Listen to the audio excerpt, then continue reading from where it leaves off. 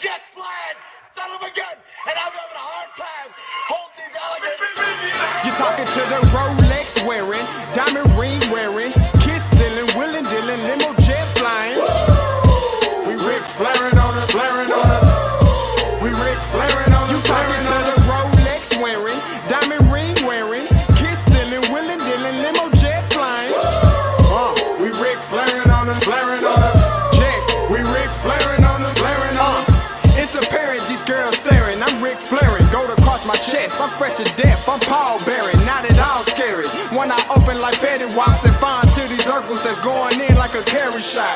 Woo! I'm going in like a Mary Pop off that Mary Crop at the top flow at the Marriott. So questioning me is like questioning you. See, we the best dressed, so come and get blessed with the crew.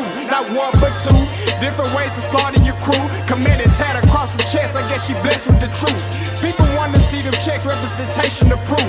Living through my elders trying to resonate to the youth. But ain't nothing to get my flash on. Longevity is heavily embedded in my melanin. Layman terms, I last long. My grind repetitive, I'm smoother than real silk. Lyrical cash cow who can't cry over spilled milk. We in here. You're talking to the Rolex wearing, diamond ring wearing, kiss stealing, willing dealing, limo jet flying. We Ric Flairing on it, flaring on it. We Ric Flairing on it. You talking to the Rolex wearing, diamond ring wearing, kiss stealing, willing dealing, limo jet flying. We Ric Flairing on it, flaring on it. We Ric Flairing on it, flaring on it. This ain't no normal situation, this preparation with greatness. Industry full of fakeness, it's really up for the taking. See, life is what happened to you, more so how you take it. Don't get stripped of your knowledge and mentally leave you naked. I like to live otherwise. I'm sorry that I'm fresh to death. I put the polo and apologize. See, black son, we ain't nothing like the mother guys. Quit to socialize, we organize, then we mobilize. Off the deep end like a scuba diver. And no confusion, just keep it pushing like Uber drivers. Woo! Business fresh just like a supervisor in a Gucci visor. Can't find a smoother rhymer. You're talking to the Rolex wearing, diamond ring wearing, kiss stealing, willing dealing, limo jet flying. We Ric Flairing on it, flaring on it. We Ric Flairing on it. You talking to the Rolex wearing, diamond ring wearing, kiss stealing, willing dealing, limo jet flying. We Ric Flairing on it, flaring on it. We Ric Flairing on it, flaring on it. Yeah, DQ baby. Shout out that boy Nigga for that fire track. Hey, Black Sun, sun up. What's up, Vinny Vegas? What in Vegas? Yeah. Shout out Pharaoh's Kids, D-Phase, yeah, Bubba C,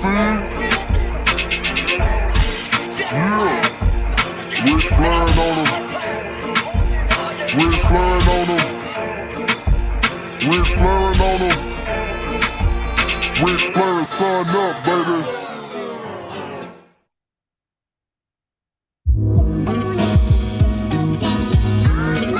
Yo, Scotty, you going crazy for this one. We see what you're doing, we salute you. Hey, let's get it started. It's Backpack Capital One. What's in your wallet? Got a call from my man, A. Scott. I said I got it. Love that you highlighting all of these black colleges. Try to pay me for doing this. Look, bruh, if you don't get off my line with that foolishness, voice of the SWAC, pull up where you at. No cap if the Brody is speaking the soft facts. My advice, tune in to every show. Captain Petty, but we know that the sergeant is with the smoke. Speculate, just tell me what is we doing. Get into it, okay, look, I'ma say this and keep it moving. My boy Scotty, man, he offered the least. Black grad, paying college, I'm glad that he called me. Walk it, cause we all been taught that talk is cheap. Even primetime knows Scott for the HBCU streets.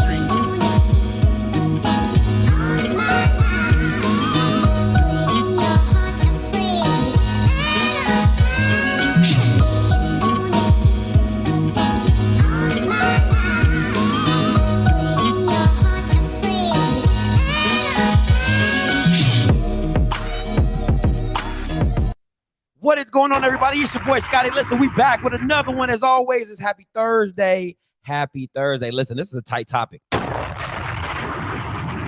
This is going to be a doozy of a topic. I'm telling you guys that right now. You're going to love it because I'm bringing charts. I'm bringing graphs. You know, I already know how I'm coming. Half of you Bamas out there are visual learners, so I'm going to teach you something today. All I try to do is enlighten you Bamas. That's all I try to do. And at any point in time, if you don't like nothing I say, you know what you can do. If I make you feel some type of way. If I make you feel some type of way, you can always unfollow me. All right. But today is the day. Listen, if you haven't tuned in, if you have not tuned in to my boy Blue's interview with the North Dakota State Athletic Director, you're smoking crack. Boy, that thing hotter than a grandmama cooking on Sunday dinner in the kitchen. I'm trying to tell you, it's hot. And we gonna be talking about that later today, okay? Of how said program was ducking said program. But we gonna talk about that later. Tonight, around 7 or 8 o'clock. Make sure you come back to the channel. We're gonna talk about that later, all right? But make sure you go over there, check out my boy Blue's interview with the North Dakota State Athletic Director, and the fundraising and how they're moving and shaking all the way over there, all right? Make sure you do that. Moving day to Prairie View. Watch out for them cockroaches. I heard they're pretty pretty big out there. Doing cockroaches things. All right. So listen, we gonna get right into it.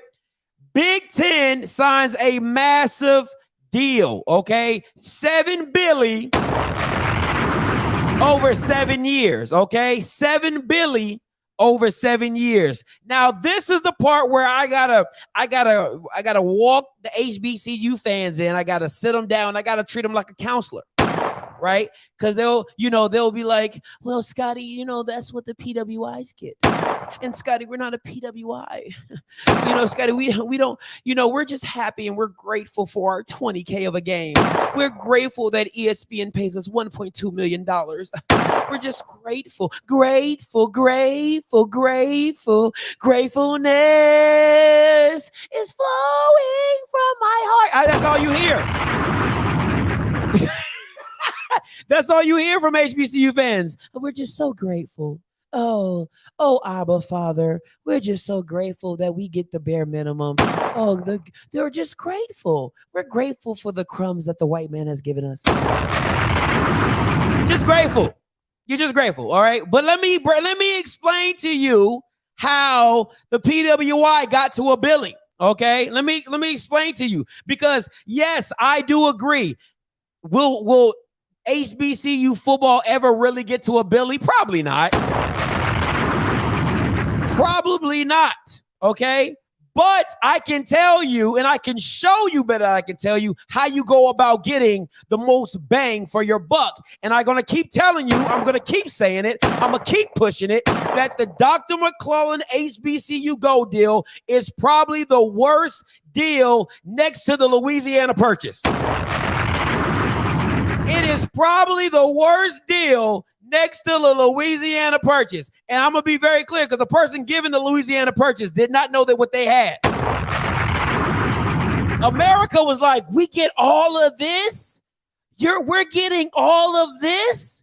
And then the person's like, yeah, I don't really want it. Yeah, you could have Texas. You could have Wyoming. You could have North Dakota stuff. You could have it all. I don't really care. I don't really care. You can take it with you. All right, and why not?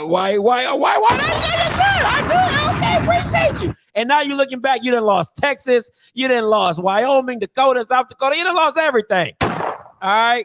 So I don't get it. But hey, we're gonna break it down today. We're gonna get into the nitty gritty. Make sure you like the stream. All right, make sure you like the stream, and we're gonna get into it and like the stream. All right. Let me give you a little. Let me explain. Okay, because a lot of people don't understand content. All right, a lot of people don't understand content. Okay, let me. There's a lot of black people on here, so let me give you backstory. Right, Tyler Perry has built a numerous amount of platforms. Okay, he has Tyler Perry Studios. Right, he has his plays, he has his shows. I'm gonna give you backstory to give you come for a circle. Right. So he goes to OWN Network. Okay, that's Oprah. She don't own it. She's like partnered with Discovery and things like that to have her own network. They're like, Discovery's like, hey, Oprah, you talk to black people every day. You know what you should do? We should partner and you tell us shows that black people want to watch. So they give Oprah $300 million to do what she does. It flops. Okay, she don't really get the viewership that they thinking. They like, maybe you should just stick to daytime television and talking on your platform.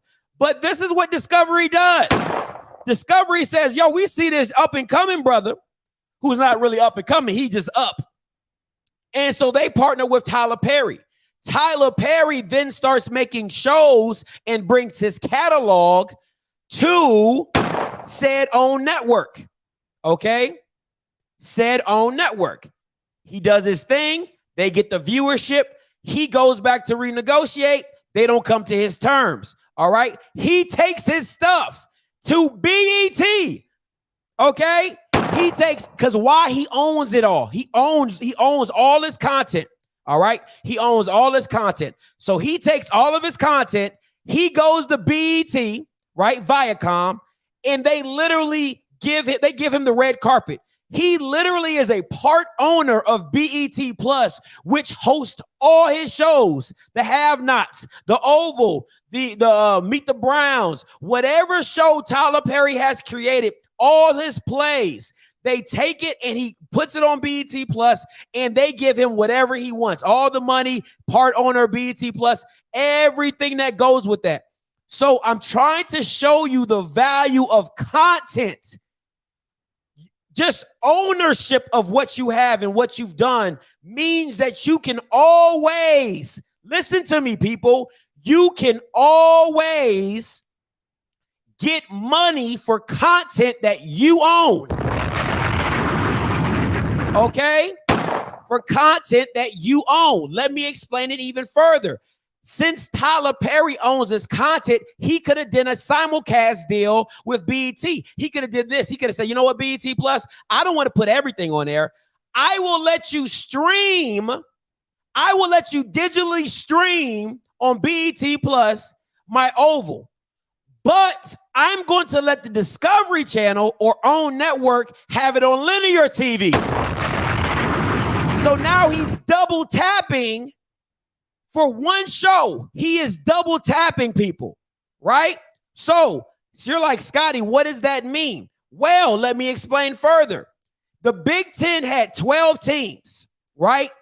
They had 12 games for each team. That's 144 games. So you know what they decided to do? They decided to break it up.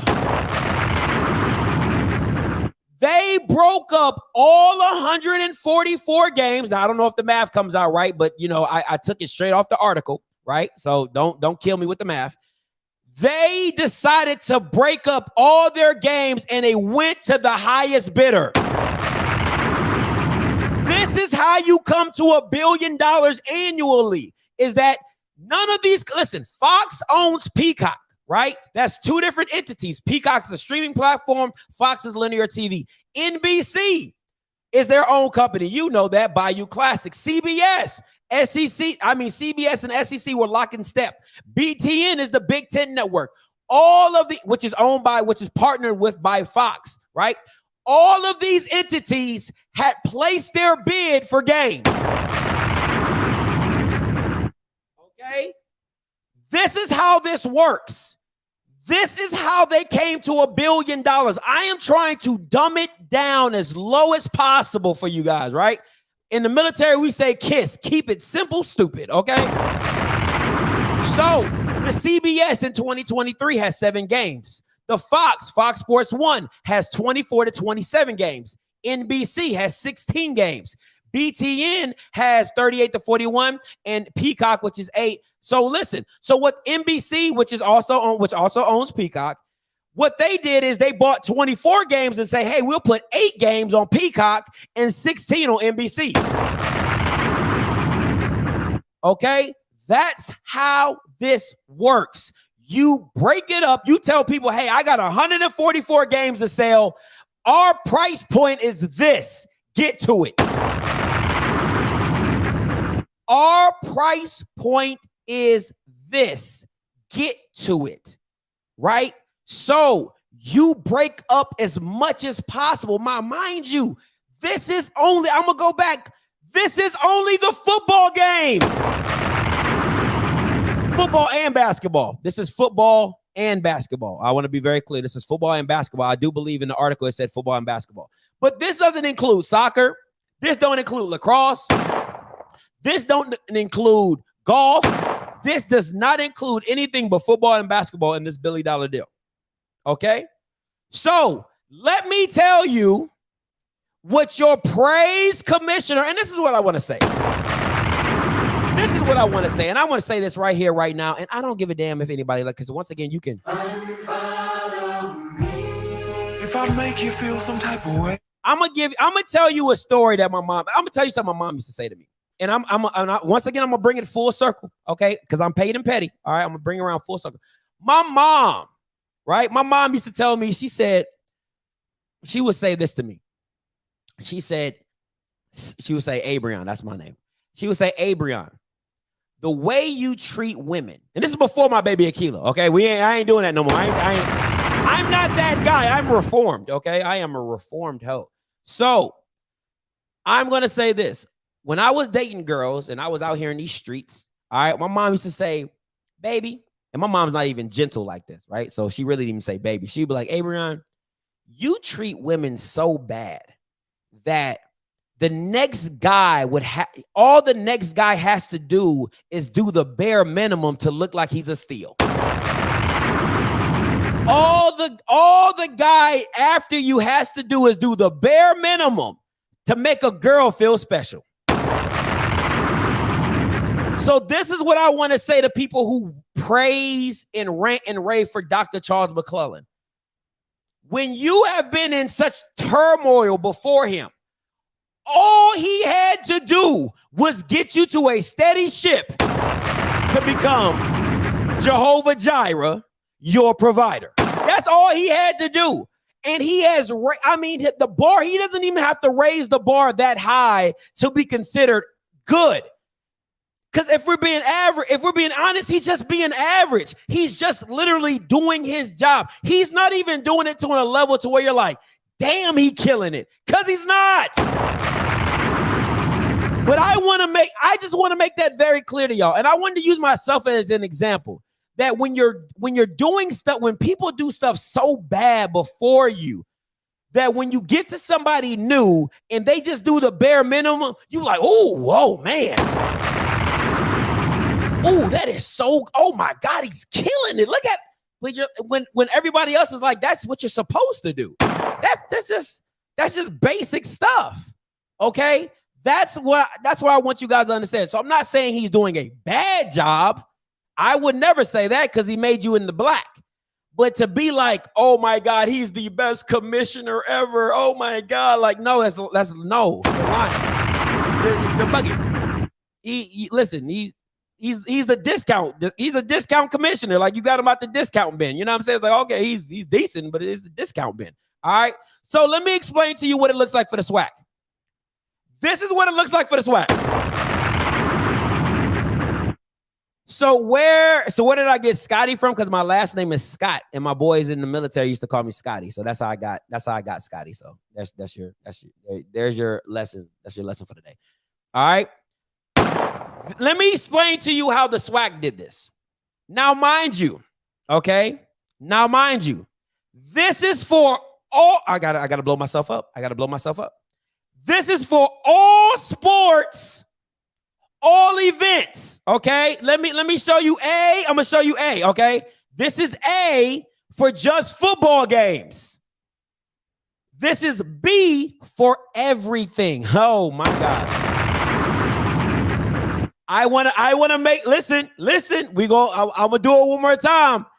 This is just for football and basketball. This is for everything the SWAC touches. This is whatever the SWAC has under its umbrella, he owns it. He owns it. There is no sharing. There is no partnership. He owns it. So let me give you an example. He owns all your sports and activities. Scotty, you're Scotty, you're hey, Scotty,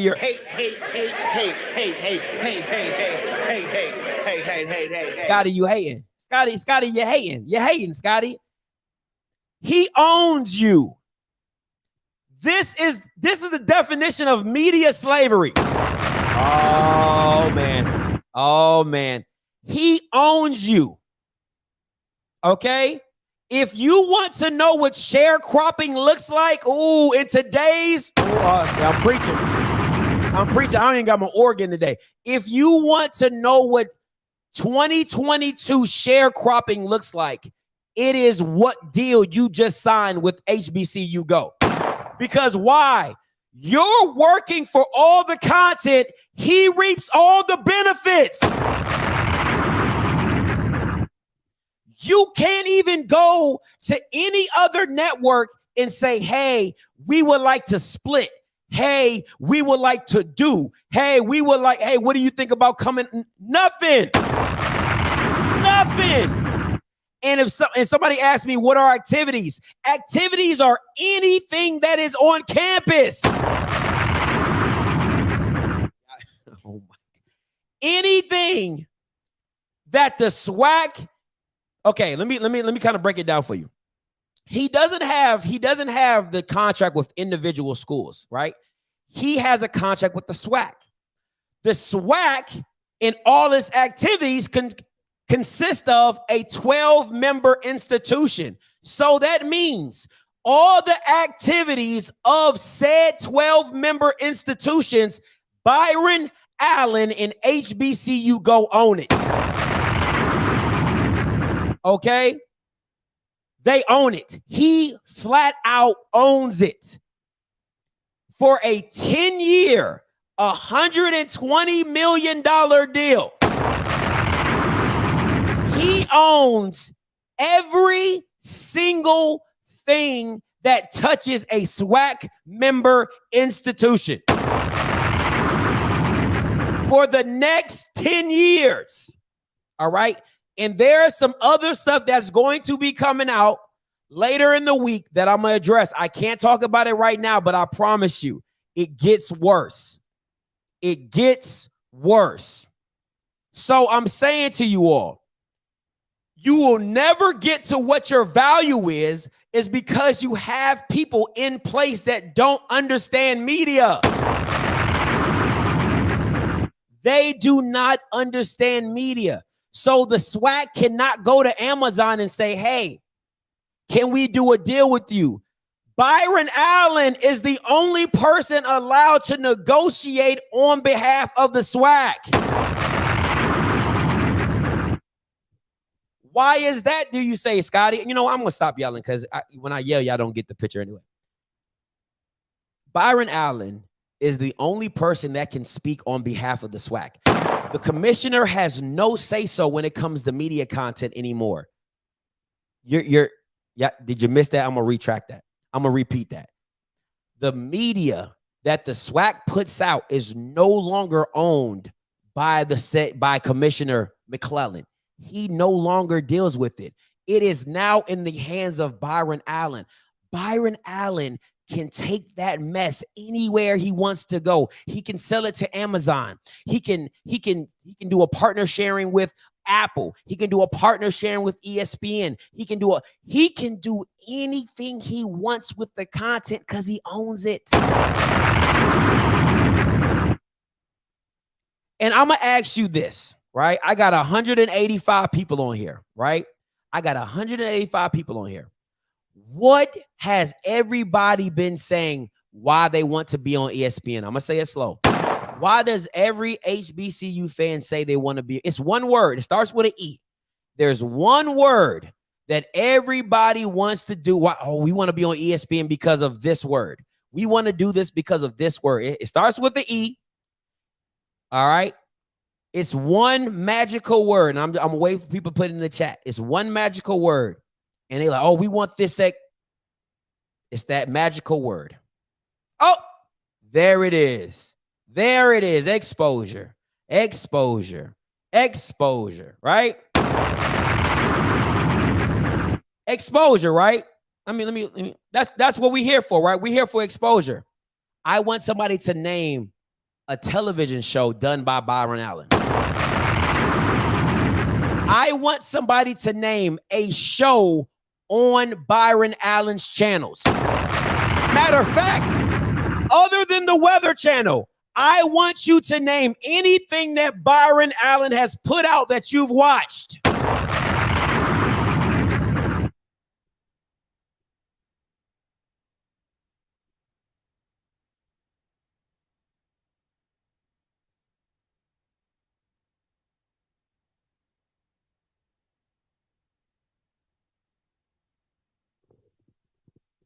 Don't worry, I'll wait. But it's for exposure. How can you have exposure to a platform or to a person who's building a platform that you have never watched? That you have never, you don't even know what Byron Allen puts on other than the Weather Channel.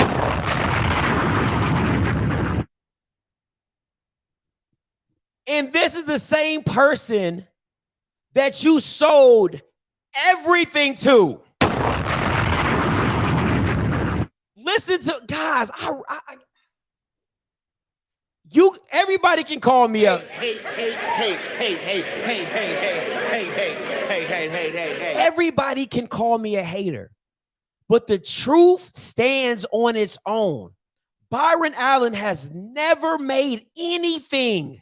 Listen to me. He's never built a platform. He's never built a channel. He's never built a TV company, a corporation, nothing. Byron Allen, the only thing he has ever done is gotten people to give him money. He's invested money into buying things that were already established. He has only bought things that have already been established and built off of that. That's how he's made his money. But you're asking people to give you more exposure. I hear it from Sandra. Oh, we've put the men's tennis and stuff on HBCU Go. Ain't nobody watching that. You so proud to say, oh my God, we've put the men's tennis on a national. Nobody's watching that. And you're not making any money off of that. Byron Allen is making money off that. You know how you make money off that, people? Let me teach you something. Let me educate you. How media companies make money is by advertising, right? So let me give you another example. Byron Allen is paying the schools for his deal, right? For his deal. He's paying the schools 10 years, $120 million. Let me go back to so you guys can see it. 10 year, $120 million over 10 years. That's $12 million a year. That is $1 million per school. So for $1 million, he paid. He gets everything that Grambling gets. He gets everything that Jackson State has. He gets everything that UAPB. He gets everything that Southern owns. He gets everything FAMU owns. He gets everything. Remember, it's sports and activities. He owns it all. So what he does is he takes the content that you've made and he just sells it and says, hey, I got your demographic right here. Hey, I got your stuff right here. Hey, you put an ad right here for it. That's all he's going to do. He's just going to pimp you out. It's sharecropping, where black people used to work on the field and live, but really make no money. That's what you're getting done to you. It is a black man sharecropping you. And you got presidents signing off on this deal. You got Dr. Charles McClellan bringing the deal. He should be fired for just bringing the deal to you. He should be fired just for bringing the deal to you. It is a slave deal. But what are we? Grateful. Grateful. Grateful, grateful, grateful, grateful. We just grateful. It can't be nothing but. Let me tell you what I feel. This is what the SWAC to me is worth. And this is the part where my mindset and people that I've talked to in the media game tells me that the value of the SWAC is that we part ways, right? The SWAC in HBCU football is about 14 to 15% of the $1 billion deal. That is $140 million annually. That is $10 to $12 million per school. However you want to break it down. That is the value of the SWAC. The value of the SWAC at this point right now, how hot it is with Deion Sanders, is 14% of $1 billion. This is chump change to media companies. See, let me say this, right? This, like when you got like the more you're around money, the more you realize money is not an issue. The more, I want to say this very clearly. Somebody who makes $50,000 a month doesn't understand what it takes to make $250,000 a month. Listen to me very closely. Somebody who makes $50,000 a year will never understand what it takes to make $1 million a year. Listen to me. Take the mindset, okay? I really need y'all to buckle this in. Don't take the mindset that you have when you go to work every day and you work for a job and you work for a living and somebody pays you. Listen to me very closely. When you're making evaluations like this, it's not based off what you see, right? You have to know the back and inner workings of media and advertising. You have to understand that there's over $1 trillion in advertising. You have to understand that companies pay tens of $100 million just alone on advertising. Pepsi spends over $100 million in advertising.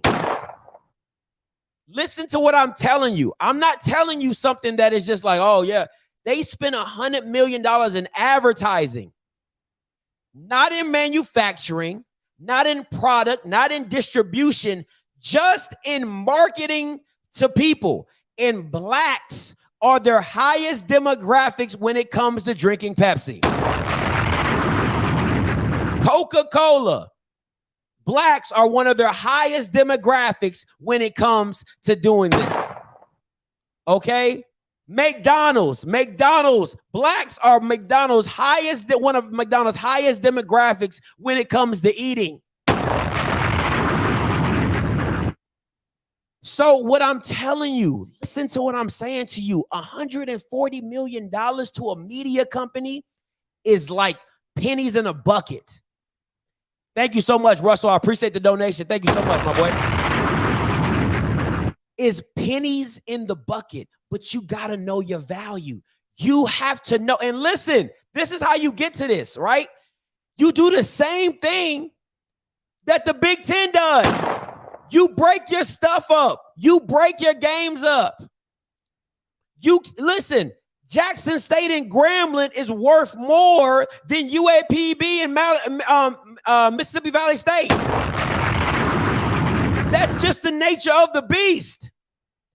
You don't think one of these companies you think they want that Ohio State and Michigan rivalry? It's worth a lot more than Illinois playing Michigan State.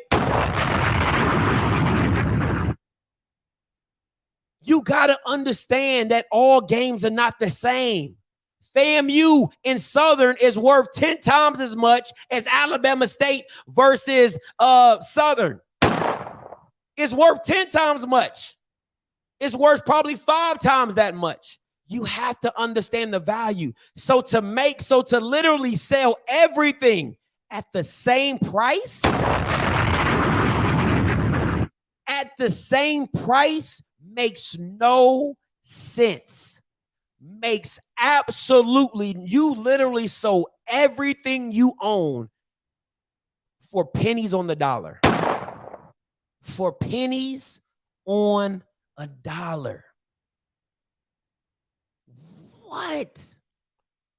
And everybody is just up in arms and just, oh my God, 120 million. No, it's $12 million a year.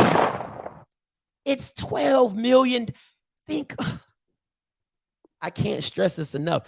Unless you don't see the value in yourself, you will never get value from the outside world. You will never get value from a media company when you think everything HBCU content is valued at is $12 million. You got schools. You got schools getting paid $500,000 for one game. You got LSU paying Southern, I think, $1 million to bring the band to play and get demolished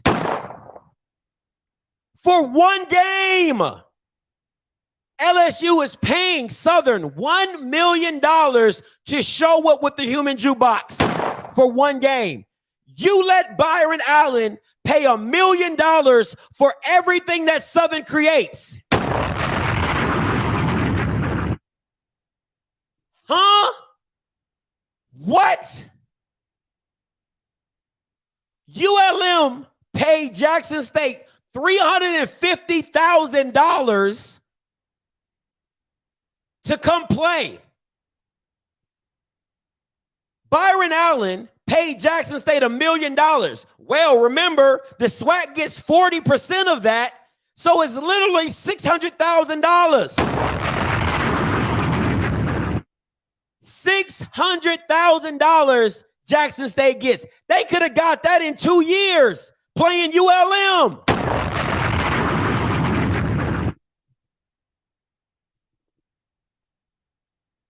Call lines are open.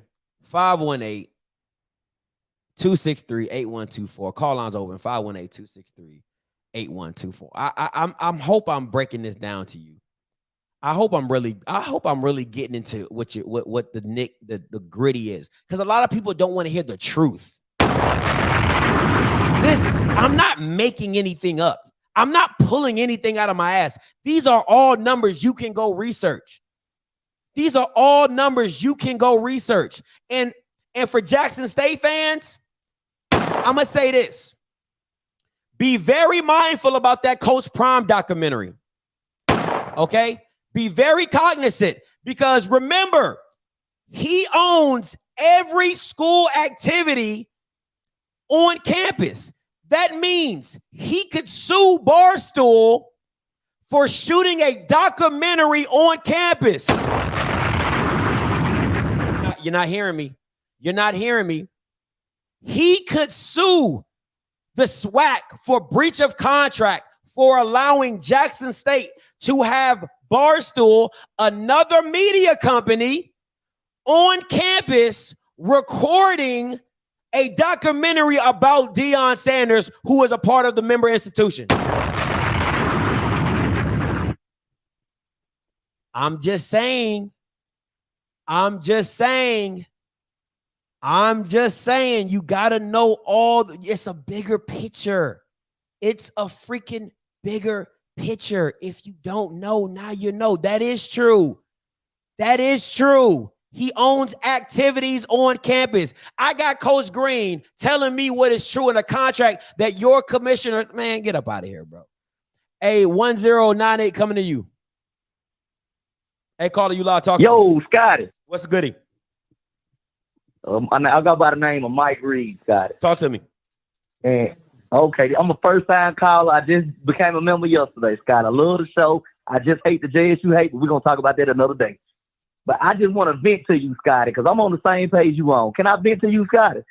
Most definitely. Go ahead, talk your mess. So I know Charles McClellan from a while back. I knew him when he was at Texas Southern, because his dad and my dad know each other because his dad was my dad's principal or whatever. So good dude, damn good dude, love him to death. But Scotty, he gotta go.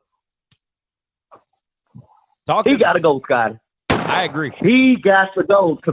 I'm on the same page that you on. It's so many other entities that you can get to screen these days, Scotty. It's ridiculous. And let me break some down to you, Scotty.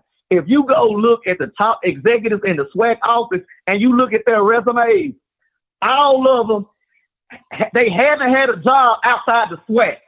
So in the grand scheme of things, they don't know what right look like. If you've been in the SWAC your whole career, you don't know what anything else look like. So you're not forward thinking. You're just thinking about how it always been or whatever. Because you don't know nothing, because you ain't never been outside the SWAC. Absolutely. Am I right, Scott? Absolutely. So I'm on the same page that you on, Scotty.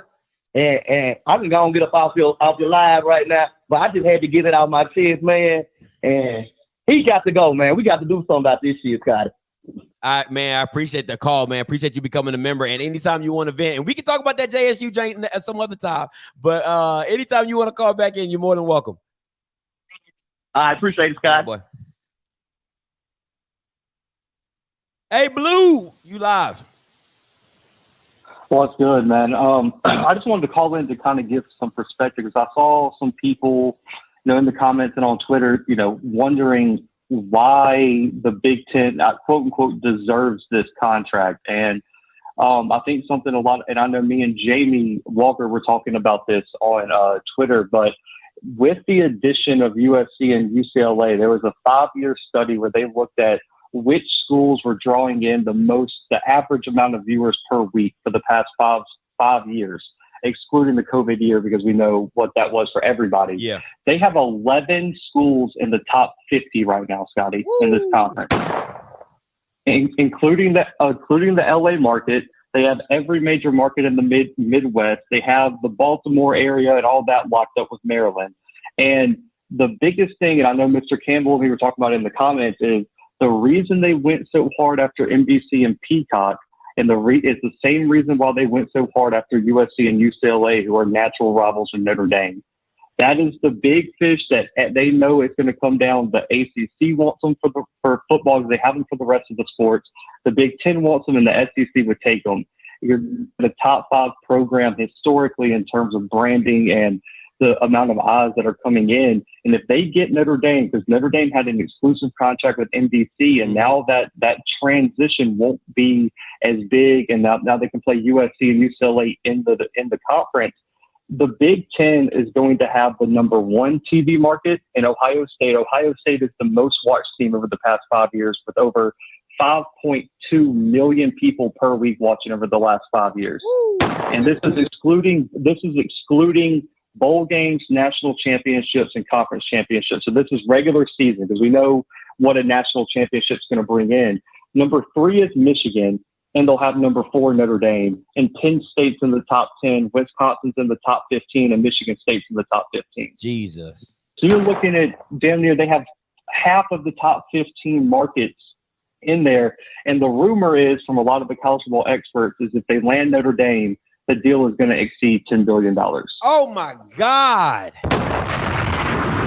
And there was a report today that they are in talks right now to potentially expand the Big Ten again, and more info is supposed to be coming out later this week, possibly after the season. But the Big Ten is not done, man. And I think if they add a Notre Dame, potentially Oregon, express interest, Washington, or one of those programs, I mean, you're looking at a deal that's going to exceed $10 billion, man, over this contract length. And I think it's opening a lot of people's eyes. I know the Pac-12, the ACC, SEC. I mean, this deal right now, Scotty, without even being renegotiated, is bigger than the entire TV deal the NHL has. Woo!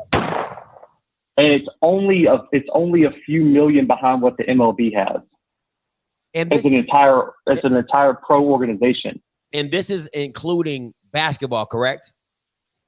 Yes, it's football and basketball. All the other sports have their own things, but let's be honest. I don't know how many people really watch lacrosse. No offense to the lacrosse players, but I'm not watching that. But basketball and football are the big money makers. But I think, even talking with some of the people at the FCS level, again, I mean, the SEC looks dumb. And before we get to the FCS, I mean, this deal is like $500 million more than what the SEC got. And we talked about it last time about how the Big Ten was smart because they allowed themselves to renegotiate after the SEC resets the market. I mean, it's the same thing that happens in the NFL. Lamar Jackson, Deshaun Watson, Patrick Mahomes, whoever sets the market, the upcoming guys are going to probably get paid more than they're worth just because you want to keep resetting the market. Absolutely. And the Big Ten positioned themselves perfectly to do that because the SEC screwed themselves and found like a damn 20-year deal. And the Big Ten said, all right, we're going to position ourselves perfectly. And it gave them the leverage and they used it. But in terms of FCS conferences, it's hard because I know a lot of people look at the billions of dollars and they have a tough time trying to figure out what the worth is across the FCS. And let's be honest, Scotty, I mean, the FCS isn't going to draw in, 50% of what those Power 5 schools are. I mean, you're looking at games that draw in millions of viewers every single week. But I think a telling sign of the future of TV contracts in the FCS is going to be what the CAA does after the Flow Sports contract is up. I believe it's up next season. And what they do with all the teams they added, all the TV markets, they've been positioning themselves to negotiate one of the better deals in FCS. And I think that's after the CAA negotiates that deal, that's when you're going to see a bunch of other conferences move and figure out where they fit in the market. And so I think with the SWAC and what they're doing right now with their TV deals is like the only thing I hope, I don't remember what you said the length of time was, the only thing I hope is that the FCS conferences who are positioning themselves to negotiate after the CAA resets the market are going to be in the best position. Well, and so you put yourself behind the 8 ball when you sign a 10-year contract. So it doesn't matter what what the CAA it doesn't matter what the CAA does. If you put yourself in a 10-year contract, that deal can come and go twice before you get out of your deal. That's the biggest issue right there. And then secondly, this is the thing where, when I talk to Mr. Campbell, when I talk to these HBCU guys, the reason that I'm always going to value more why I think the SWAC has more value than the Missouri Valley Conference, why the SWAC has more value than the CAA and then the SoCons and all those type of places is because of the natural history that these programs have of their level of how much they put into the NFL, how much, the NFL greats are have a pipeline from HBCU sports and how far these HBCU sports go and how entrenched they are in the culture. I just think that when you're talking about a color of people, Black, having $1 trillion buying power, and then you're literally marketing to an all-Black conference and all-Black media, like to me, that adds more value. It just does, because at the end of the day, and there's no disrespect to no other race, Black people love to spend money, and we spend it at a high rate. So if I'm an advertiser, those are the guys that I want. So there's value just in the simple fact of there's value in a Black dollar, there's value in a Black company, and there's value in a Black conference. So that's just my personal opinion. I just think that there's other circumstances outside of just what they do on the football field and what they do. Does it add to it? Absolutely. But I just think there's more variables than just that. But go ahead, Blue. Yeah. And I think the big thing with that, I don't think anyone disagrees with you. The thing that BJ Jones always says, and I echo everything he says, is, man, you got to tune in. Like when you look at the Big Ten, I know, I forgot who it was on Twitter that said this, is like, what value is the Big Ten really bringing? If average teams in the conference, like a Nebraska can be a top 25 team, you got teams in the top 50, like Northwestern, and things like that. If those schools are bringing in viewers that are contributing to this deal, because we know it's carried by the Ohio State, the Michigans, and Notre Dames, when those other teams play in the SWAC, when Alabama A&M's on TV, when Alabama State's on TV, when Grambling's on TV, you have to tune into the game, man. Like, no one's going to, and like BJ Jones says, no one's going to give you a TV deal because FAMU Jackson State does well on TV.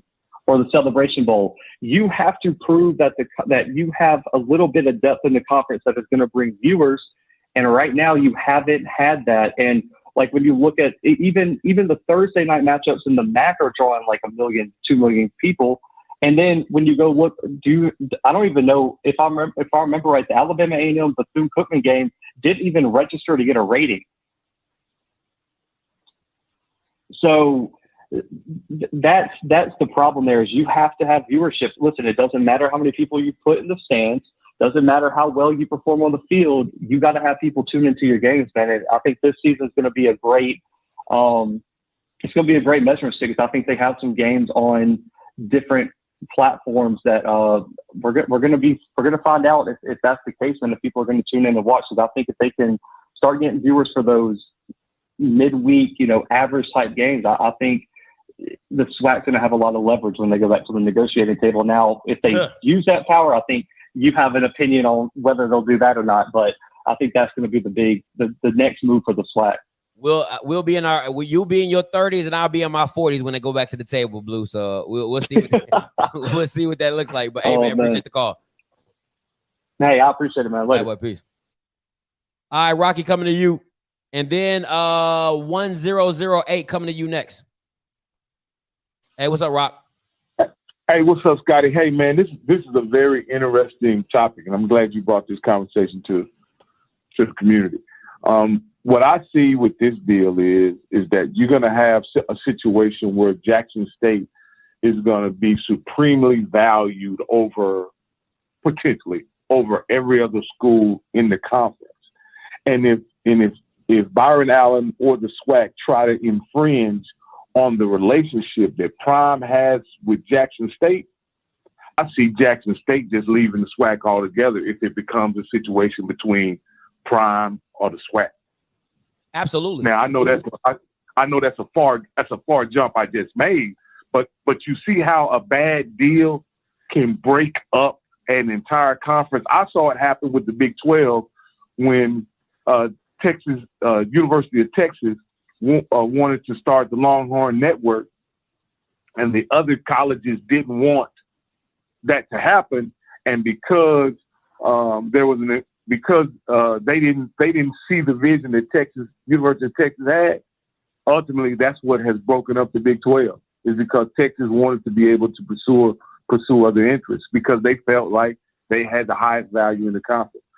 Again, it takes a while for those kind of things to play out, but if the SWAC continues to get shortchanged as Jackson State's profile is risen to an all-time high, I don't see them being in a situation where they will remain in the SWAC and take $1 million a year when really their profile right now is higher than probably 50% of the Power 5 schools that are in the Power 5 conferences. I'll say this. 50% of those. I'll say this. Go ahead. This is all. I can't talk about it too much. I'll talk about it probably sometime next week. But there are some things that's going on right now that is really showing how bad the contract is that Commissioner McClellan negotiated. Because this is the issue. When you go back and listen to that Twitter Spaces that Dion and Willie were on, and they're talking, Willie's like, hey, if Clemson comes to me, somebody asked him, like, if Clemson, I think Uncle Luke asked him, he's like, if Clemson comes to you and offers you, the head coaching job at Clemson, would you take it?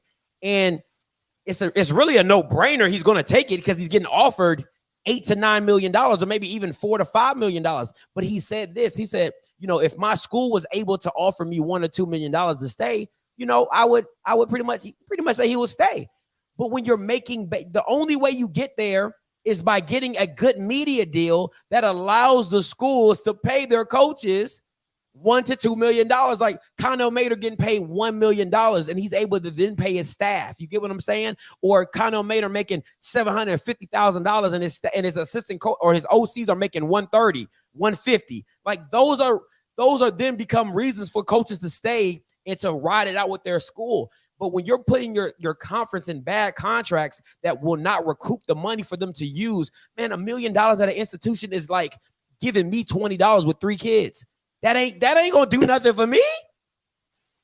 Yeah, and one thing for sure, and I'll let you go after I say this. Deion is cashing out on every opportunity that he has as a coach at Jackson State. He's not taking those shorts, and he's definitely not going to get pimped by Byron Allen and HBCU Go, man.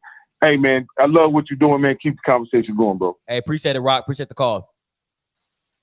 Going to 1008, then Bridges. I'm coming to you next. All right, 1008 first, and then Bridges coming to you. Hey, call Hey, how's it going? Hey, what's good? What's your name? Where you calling from? Courtney, Kansas. Talk to me. I think you were wrong what you just said. TV deals don't pay for a coach's contract. Usually it's the wealthy, the boosters that donate money to the schools that pays for the college coaches' contracts. Like when a team when a school want to get rid of a coach, they got to be bought out. That money not coming from the TV deals. It might cost 10, 15 million coach. Usually they come from the boosters. So TV contracts really don't pay for coach's salary. And I think you're really being too hard on the SWAC commissioner. I think, from my opinion, you might be right. I might be right. I think he just did the best deal he had on the table. I mean, he might have had 5, 6 deals on the table, and he chose the best one that was available at the time. Sir. That's in my opinion. Let me no. We about to break this opinion down because that had to be the dumbest thing you ever just said. If you're buying a car, right? If you're buying a car and somebody comes to you and says, yo, we got the Grand Wagoneer, and you know what I'm saying? It's $150,000 for 6 years, or we could put you in a 9-year contract. You know, your payments go from $1,200 to $600. And you like, oh yeah, put me in the 9-year. Well, by the time you get to your 9 years, the car, you're going to be so upside down on that loan. It is ridiculous. And that's the thing you just did to your conference. You put yourself in a upside down position because why? If Deion, first of all, you don't get to capitalize on how hot you are right now. So if Deion, let's say another NFL coach, another NFL player comes to the SWAC in the next 2 or 3 years. Well, you can't go back to renegotiate. You can't go back to renegotiate because you locked in 10 years. Yeah, but you only mentioning one school.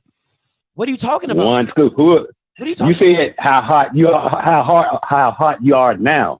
JSU. Who else? I said this. I'm talking about in the total entity of HBCUs, how hot you are. Yeah. I'm talking about just Jackson State. I'm talking about Grambling. I'm talking about Southern. I'm talking about all the FAMU. But these schools all have a brand. What are you talking about? But they not the top dog in the state. I'm from Alabama. Alabama A&M and Alabama State. You get what I'm saying? Alabama Auburn. That brings more viewers. Dog, what are you They always have. What are you talking about? I'm saying they hot, but they not the top dog in the state. Then you don't get top dollar, sir. That just because you don't get top dollar does not mean. Listen, sir, if you're not the CEO of a company that gets paid $1 million, you can be the VP and get paid $500,000. You're not even getting the SWAC is getting mailman money. They're not even getting CEO director money. Let me put in a term that you can understand. Yes, Alabama and Auburn are CEOs of the company, so they're going to get paid the top dollar. But the HBCUs that are in their areas, they are directors. They are VPs in their own right, so they can get $500,000, $450,000 because they can do what they do very well, and they have an audience that is attracted. It doesn't matter how bad the football is or how good the football is. HBCUs will have a viewership, point blank, period. And to sign a 10-year deal, that you gave all your rights away makes no sense. I don't give a damn what deal was on the table. Anything is better than that. I don't know what was out on the table. That's all I'm saying. It might have been the best, might not have been. It don't matter. Listen, if somebody brings you a 10-year deal, you say, this shit is stupid. I'm not signing 10 years. Well, yeah.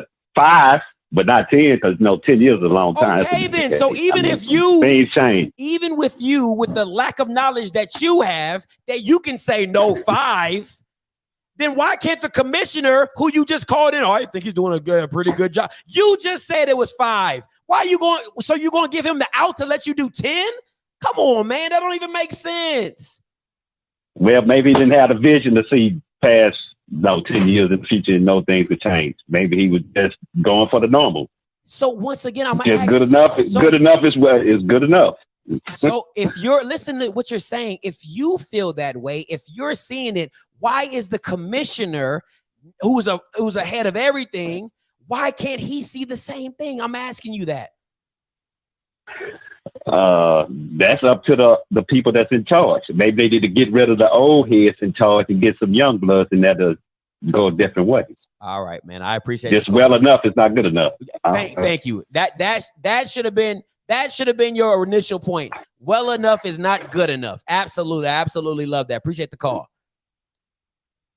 All right, Bridges, coming to you. Hey, Bridges, you live. Yo, was that the headache hour? I think that was Coach Green uncle, but go ahead. But I want to get off football track right here and just talk about the activities that they got going on during the school. So we're talking about graduation, one of the most popular events that everybody and their mama go to. And if you can't go to, you'll love to watch it on TV.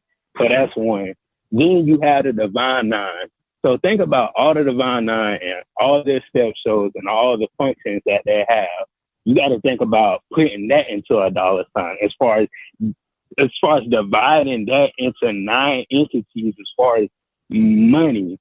Then let's go to homecoming. You have concerts, you have fashion shows, you have cookouts, you have set Fridays or whatever school have on their certain day. You have so much to offer to these schools and these students that go to these schools that want to see. I want to see what Texas Southern look like. Why won't I change the channel so they can get money? These Divine Nine kids can get money. Graduation can make way more money than what you ever thought it could if you just put it on TV and actually calculate how many people come and how many people want to watch it. You know it's going to pull over 10,000 views. Graduation, that's hands down. You know step shows pulling over 10,000 hands down. Each sorority and fraternity. So like I don't know what they was thinking when they signed this deal. As far as the activity aspect, they could be making way more money as far as the activities. As far as this football goes, everybody know we got marquee games, and those marquee games should have been ranked top dollar as far as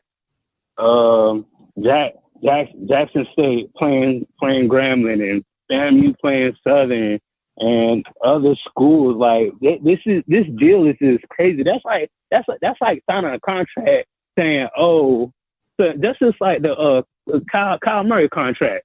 I gotta study 4 hours a week. You in the NFL. I shouldn't have to do studying. Exactly. I shouldn't have to do that. Right. Yeah, you shouldn't have to do that, but that's what we come to now. That's literally what we come to. Like we have to do, like we really have to do this. We really have to do this for 10 years. If he leaves, we still have to do this for 10 years. You're still in that So like McCullough won't even be here for 10 years. Exactly. He's gonna be somewhere else laughing and giggling. It's like, yep, I did that. I put them in a bad hole. It's like we trying to go up and he brought us right back down. So like for me, what I was thinking of, we should have signed with Disney. Disney is probably the best, safest route to go because Disney is a family oriented company. They would love to put HBCUs on. Back in the day, the Florida Classic used to be sponsored by Disney, and they used to have so much more extravaganza weekend than what they have now. It's like Disney was top notch when we had Disney as far as how you say it, a sponsor. Like they gave us everything. They gave FAMU and Bethune everything. So Disney should have been the best route to go, but we probably won't see that until 10 years from now, bro. Hey man, appreciate the call as always, Bridges. All right, peace. All right, man, peace.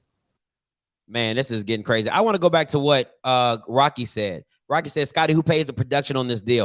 Well, 9 times out of 10, usually I would assume it would be the same kind of setup that ESPN does, where the school will shoot the footage and they send it to ESPN, unless it's a game probably getting covered by because the ESPN stream stuff, I believe, don't quote me on this, I believe it's shot by the school and then they just send the feed off to ESPN. Unless it's a game done by Tiffany and Jay, then ESPN actually does the production for that game. But I believe they get sent from everything like that. So we'll see how that goes. 1320, Wilson, coming to you. Hey, caller, you live. Hey, Scotty, man. Hey, look, so I get the whole, I mean, all the rest of that stuff is indisputable, but I think that we're letting a whole bunch of other people off the hook. Like on SWAC Media Day, right? McClellan said that he doesn't do anything without the backing of the president. Facts. Right. So these university presidents and their legal counsels let this go. All it took was one holdout. Somebody just should have, had an epiphany and be like, I don't think this is really a good deal, and could have held all that shit up. Right. So my thing is, we can't just put it all on McClellan. We got to hold these presidents accountable. And really and truly, we've been talking about the whole time, McClellan had no business negotiating anything because it's not his area of expertise. I don't know what we consider a SWAC commissioner to be doing, but what he's doing is not it's not what a CEO or executive should be doing for a collective, right? Set conditions, get some experts in. We try to get the longer thought. We're trying to get out the ESPN deal, in my mind, because it's not. We work for ESPN. Like you said, we send the feed off to ESPN. ESPN makes money off the feed. It doesn't cost them no money, and we get happy because we clout chasing, right? You go and put another 10 years on top of us, and then you ride off into the sunset. He probably got some other incentives that helped him out, but yet and still, we still underwater. I don't see how that benefits anybody. I don't understand how 12 institutions would along with it. My thing is university presidents and the legal counsel got to be held accountable too. Same way we got to get on their ass about these bad deals with these games. They got to come to the table on this too. No, I totally agree with you. I spoke a little bit about that not too long ago, but I absolutely agree. If I'm UAPB and Valley, this don't make no sense to me. This don't make it's no way I'm signing off on these deals. But to me, it's more of a blind loyalty to the commissioner. Like, oh, he wouldn't do anything to mess this up. But I'm telling y'all, once I get the AOK to drop the information coming out of some of these camps, all you guys are going to be scratching your head like, I can't believe we really was bigging up this deal. And I said it from the jump. Once you sell all your content, you're done. Yeah, that's it. You're done. There's nothing. You have no other value when you sell all your content. And if you do sell it all, it needs to be for a bag. I'm talking about $15-20 million per year type. I mean, like per school type stuff. You know what I'm saying? Like to where Valley can sit back and say, "Whoo, thank you, Lord." Like we get a little, we can do some renovations. You know what I'm saying? I'm with you. I got maybe like one or two last points. I think the easiest analogy for people to get is, we should, like, the school should think about their content like you hear these artists talking about their masters. Yes, right. That's where the money is. Right, that's where the money is. Don't give it away. The other thing too, though, is if you one of those schools on the lower end, the Valley, the UAPBs, whatever they getting is more than what they had coming. So it might not have took too much to get them to go along with that. That's real. But if you somebody else who may have had a little more at stake as far as value wise, you're talking about FAMU, Grambling, Southern. Hey man, I don't understand how you sign that. Yeah, what I'm saying? I just don't understand how we sign that. But that's all I got, man. I appreciate it. Hey, no problem. Appreciate the call, man, as always. All right, so I'm going to answer this question. Somebody says, is Scotty accounting for the fact that not every school is a big brand school? You only really have 4 or 5 schools that can bring in the value. Then you need to capitalize on the 4 or 5 schools that bring in the value. That ain't I mean, that's a lot of conferences. Do you think Vanderbilt brings value in football? Do you think Rutgers brings value in football? Like, no, nobody gives a damn about them in football because they don't do nothing. But at the end of the day, you got to let the 4 that stand alone, they got to hold you up. Listen, it's called an anointing, okay? The oil starts at the head and it touches the rest of the body, okay? So as the head of the SWAC, they got to bless everybody. You got to get as much value as you can. Man, listen, Dion is your shiny trinket car, okay? He is your 1950 Mustang. All right, he is your prototype Shelby GT. He cannot go unless it's a premium. He can't let it go unless it's a premium. Okay, point blank. Period. You got to sell at a premium. So you got to start. The bidding got to start the bidding got to start high. That's how negotiations work. HBCU Go come to you like, yo, we doing 10 years, 12 million. 12 million? What? Negative, sir. Negative. We can do 5 years for 100 million. You know, like that's how this stuff works. So you need to try again. All right, let me go to Dre. Dre been waiting for a minute. 0284 coming to you, Dre. Then coming to you, Mr. Campbell. Hey, what's up, Dre? Talk to me. Man, everybody isn't laughing at A&T for going to the CAA now. Blue took my thunder because we are going to negotiate, and CAA is absolute. If you look at their deal now, we get part of the advertising. Come on. All the schools get part of the advertising. So, and it's a pay to play. So it's like a $5.99 fee or $25 if you and all that. I do agree with one of your previous callers. Bad commissioners will break up conferences, and bad deals will break up conferences. So folks that think Jackson or FAM, if they get because it all is contingent on somebody offering them another conference. If they get offered another conference and this is a bad deal, they might be out. And folks can act like, they wouldn't do that. Okay. When folks leave, and you talking about this is a 10-year deal, yeah, you'd be shocked. Folks would be like, well, this, that, and the other. So it's sad. I mean, because all they had to do was what I said once before, wait until you're a full free agent. Wait till ESPN deals on. I think I asked you that, but I think you said it's up in like 2 years or something like that. Yeah.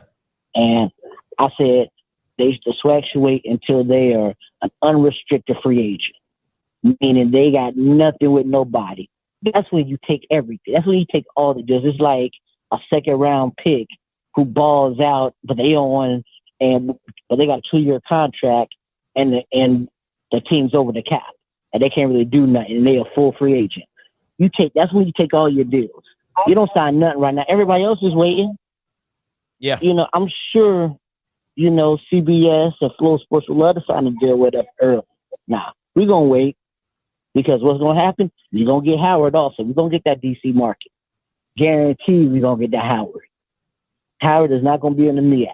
They going to come to the CA. We right in their backyard. So it's a bad deal. And you know what I do want to know?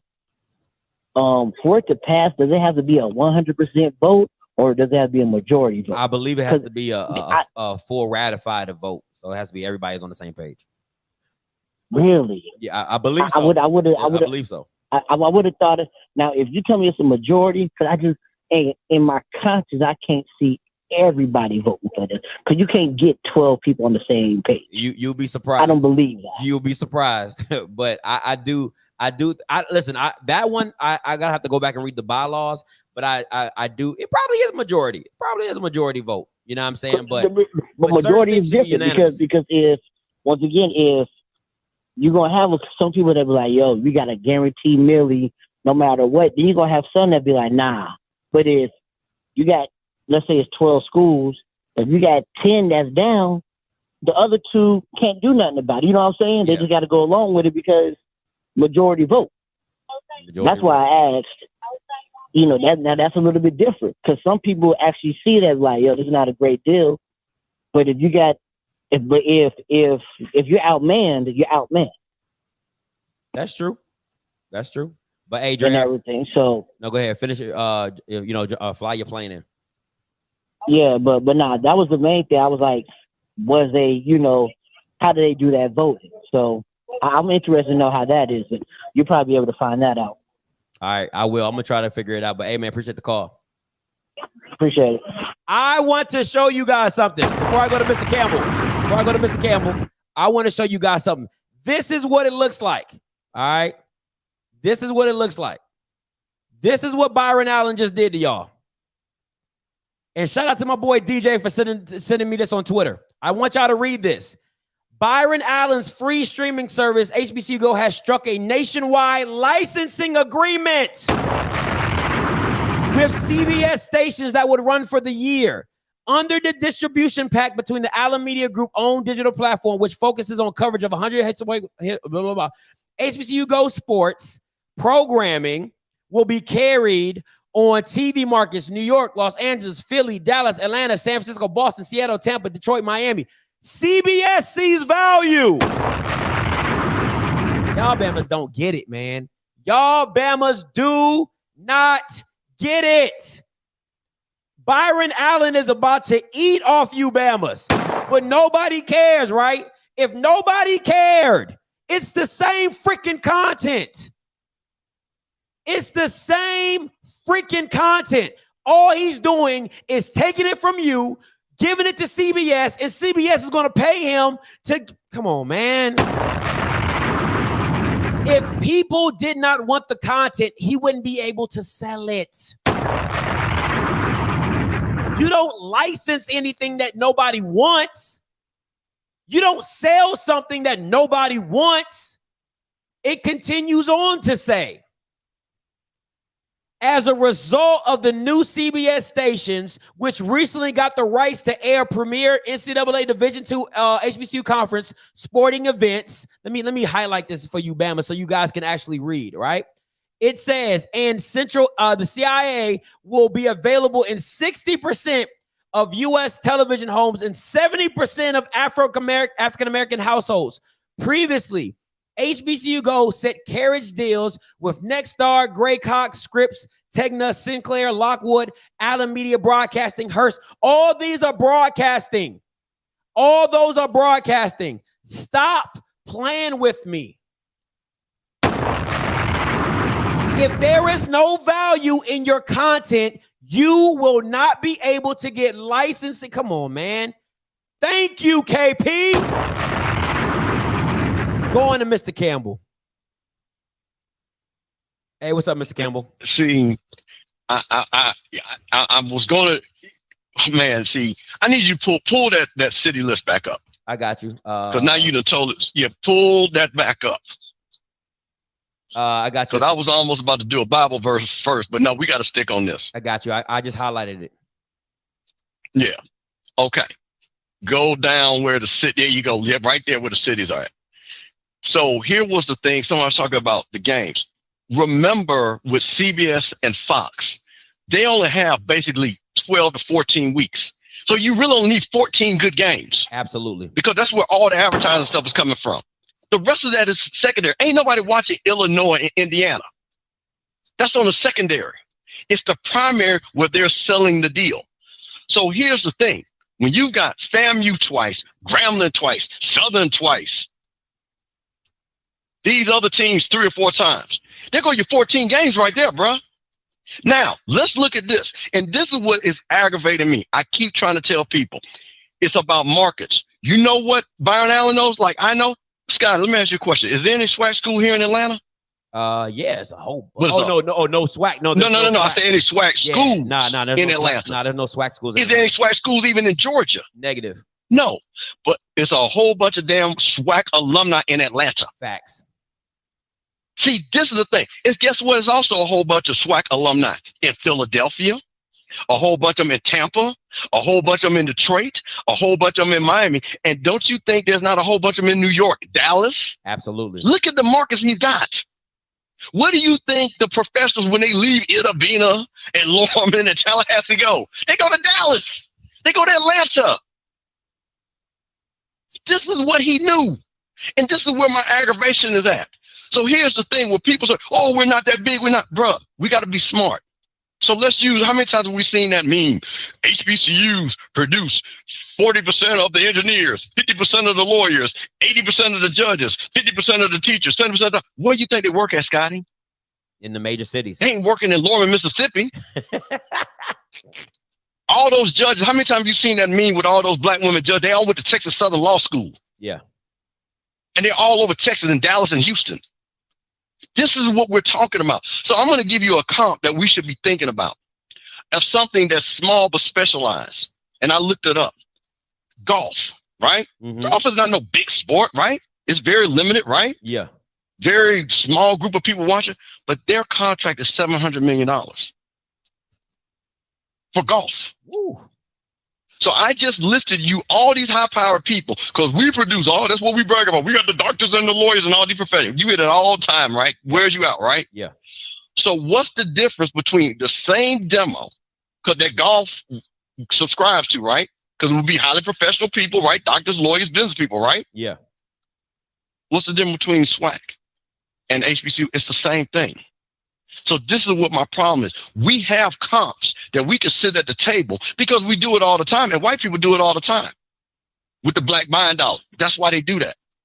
So if I'm looking at the Golf Channel and they're getting $700 million, and then you went right to my point, I know goddamn well we're worth at least 10% of the SEC, 15%. Because of the people that are alums that are in these major markets, because trust me, there's a reason why he negotiated these markets. He looked at where the black demos were at. Absolutely. And it's funny you don't see Wyoming on here. It's funny you said that. You don't see Idaho on here. Hey, Mr. Campbell, it's funny you said that. Cut just sent me over his demographics, and literally every city on here is Cut's top demographic. Period. Yeah. So that's the thing about it. Why our markets move a little bit different compared to other conferences and things like that, because we don't stay where we go to school at. And not only we do not we stay, we go back and make impacts. Keisha Lance Bonner went to school in Tallahassee. She was the mayor of Atlanta. The kid that's up there in St. Paul, Minnesota, he went to Tallahassee, but he's the mayor in St. Paul, Minnesota. The mayor. And I'm just going on and on and on. Will Packer does not live in Tallahassee, Florida. So these are the things that they know. So this buying power that we have, that we're not leveraging, that anybody else can see mathematically makes sense. So you've given Byron Allen this. So again, what do you think Byron Allen is making? So the whole deal, remember, allegedly, which I don't believe the deal is a straight $120 million. I believe it could be up to $120 million. I believe that's the reason why they have not announced it yet. Because I don't believe it's a black and white $120 million. I believe Byron Allen said, well, you know, we sell ads and we get this and we hit these certain profit levels, then you guys will get X. I bet you the baseline is a third of that. That's really guaranteed. Because if that was a fact that he was getting $120 million, you're not going to tell me he wouldn't announce that during SWAC Media Day. Oh, it would have been the first thing out of his mouth, because he would have felt like he won. Out of his mouth. So this is what my problem is when we sit back and not understand simple mathematics, because we can look at golf, we can look at all these other entities. And then again, when we're bragging all the time that these people that market to us, Cadillac, Coca-Cola, air travel, credit cards, all this stuff, insurance companies. Why do you think State Farm is advertised on the NBA? Because you know why? Because they triple charge black folks insurance. And they know black folks like grown folks insurance. That's why State Farm does that. Because they make more money off of black people than anybody. So they understand that. So we got to be smart. And that's my problem with this whole thing, man. You know, so when I see this and you put this out here, this is what the problem is. This is where the aggravation comes at, because we can't show ourselves. And I'm gonna make one point and I'll get off. You know what this reminds me of? A lot of us, many of us are first generation, went to college. Some of us second, third generation. But we went in and got in corporate America, right? Yeah. And Scotty, we were so happy that we got a job. Man, I'm the manager of this, I'm the manager of that. And then when your ass found out because your boy worked in HR and you was making less than the secretary. The white secretary. But you was happy with that title, but you wouldn't get paid your worth. So it does not matter if we never got paid our worth in the past. It's about getting paid our worth today. Absolutely. Because yesterday's price ain't today's price. So stop underselling yourself because you undersold yourself for the last 10 years, 20 years, 30 years. I can show you value now. So I have no problem. Hey, those are, well, you know, we only got this before. It doesn't matter. What can you get today? That's what counts. Stop worrying about the title and get the money. And that's really what we need to be focused on. And that's my thing. So, man, I'll let you go. I might call back later with a verse, but I know you got a lot of callers, so I'm not going to hold you up. Hey, appreciate the call, Mr. Gamble, as always. All right. All right.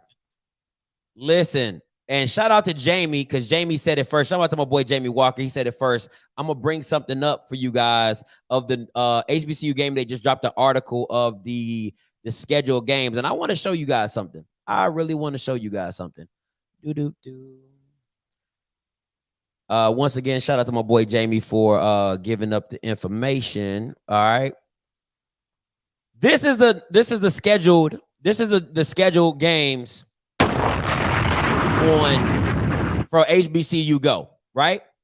It's really funny how you don't see Jackson State on here anymore. Because if anybody remembered, Jackson State was definitely on this HBCU Go. Remember, they sold them 2 games.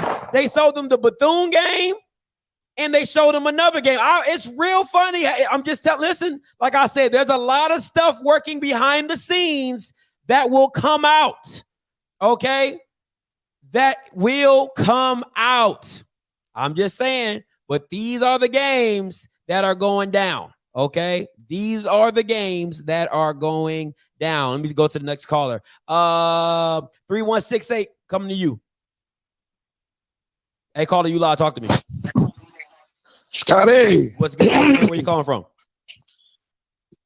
Jackson, Mississippi. Talk to me. What's your name? TJ. All right, talk to me, TJ. All right, man. Scotty, listen. I'm gonna tell you like this, and I'm finna make you laugh. Get the commissioner, get his ass out, get his ass away. Anybody else, man, who in on this shit, who in on this deal, bro, man, please tell them to go. Tell them to go, man, because really, bro, to be honest with you, he's not understanding his worth right now. Like, you done brung this man, okay, Deion came to Jackson State, Hugh Jackson down there, Grambling.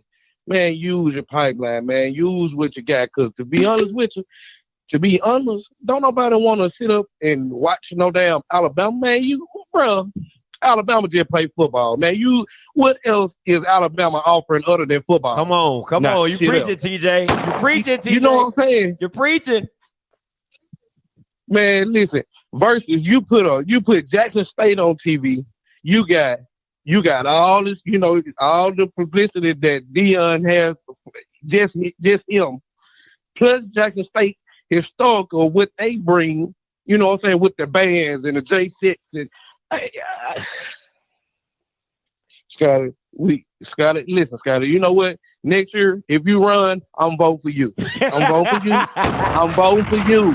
I am voting for you, Scotty. I'm voting for you, man. Real talking, I'm gone. Appreciate the call, TJ. You a fool, boy. Hey, listen. Listen to me very closely. I got a text message from a very, very, very high dude in media. Okay? I'm talking about works directly hand in hand with ESPN. Okay? Y'all don't know. Listen, I be having some contacts. This is what he sent me in a text message. Okay? He just sent this to me in a text message. I can't give you his name, but this is what he sent to me in a text message. He said, the SWAC gave HBCU Go cable, linear, streaming, broadcast, VOD means video on demand, and pay-per-view rights to premiere NCAA Division I. He said, bruh, nobody does that. I say this is when listen, guys, when I try to inform you of the stuff that goes on behind the scenes, and you guys say, Scotty, you are hey.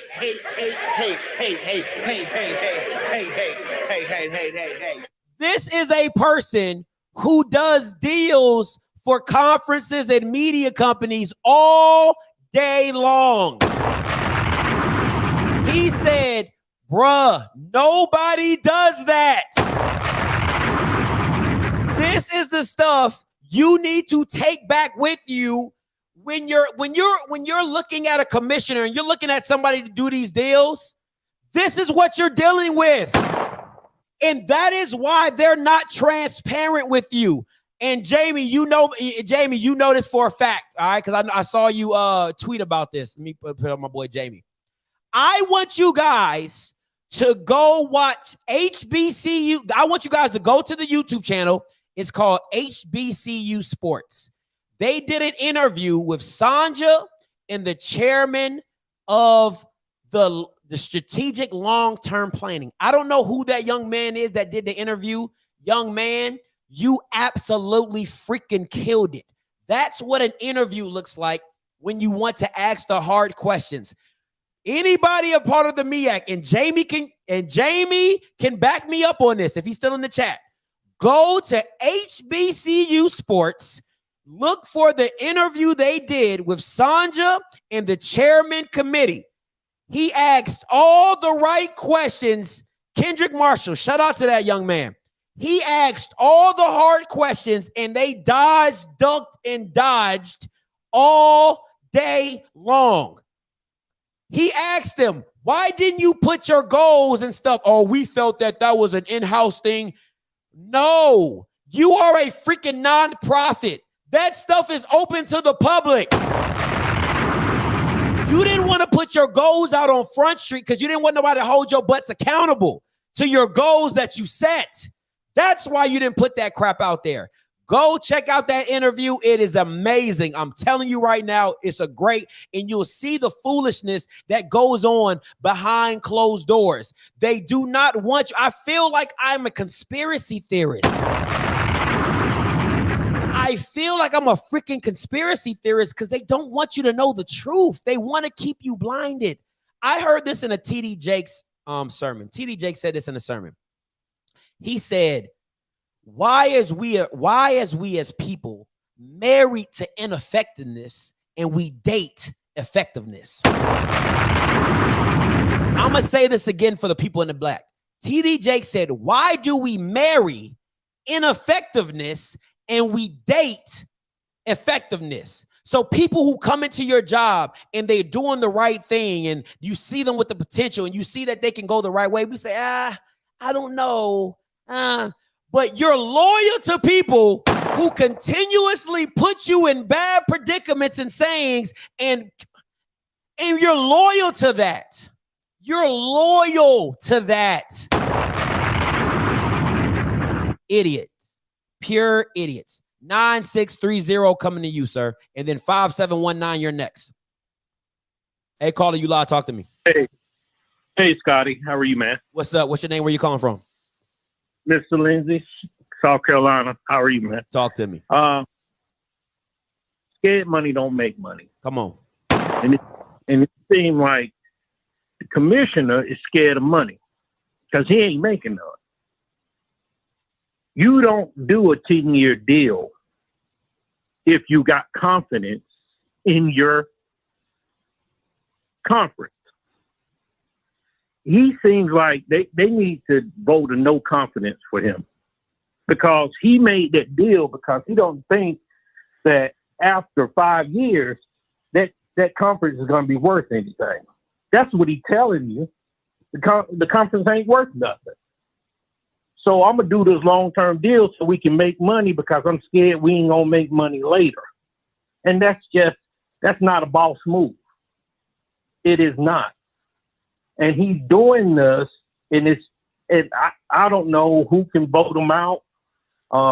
Like that dude said, the presidents need to go, but those boards or those universities need to start voting their presidents of no confidence, because if they have to have 12 people to agree, and all 12 of them agree, foolishness. Then all 12 of them need to go.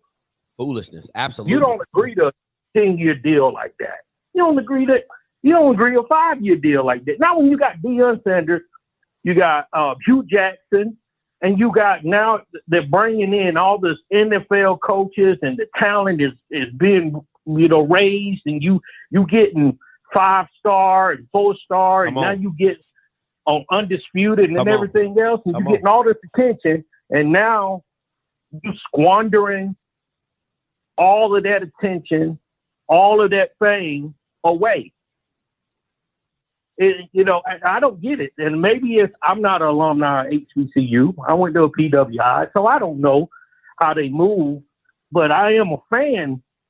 So I'm trying to figure this out, and it doesn't make any sense. So maybe you can help me. Can you look in those bylaws and see if something in there where the board can overturn some of the stuff? Because all of it needs to be overturned. They need to file for bankruptcy and get rid of every damn body.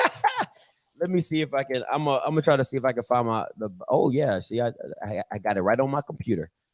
The SWAC bylaws. Yeah, because something got to be done. These people are not thinking from a standpoint of power. They're thinking from a standpoint of weakness, and everybody taking advantage of them. They're so happy. They're so happy for years with pennies. They scared of dollars now. And if you don't make dollars, you don't make sense. You don't make dollars, you don't make sense. Facts. And it just, one more thing. I remember during the regular season, Dion had all his own team, Barstool or something going around, and he wanted the cameras to go out and visit other universities to do episodes when they're about to play like Alabama State or something like that. He wanted to send his camera crew. And I was watching, and one of the commentators at the time was like, Dion called me and asked me, do I want the cameras to come to the university? And I was like, no. Hell no, I don't want no cameras in my university. I don't want this and this.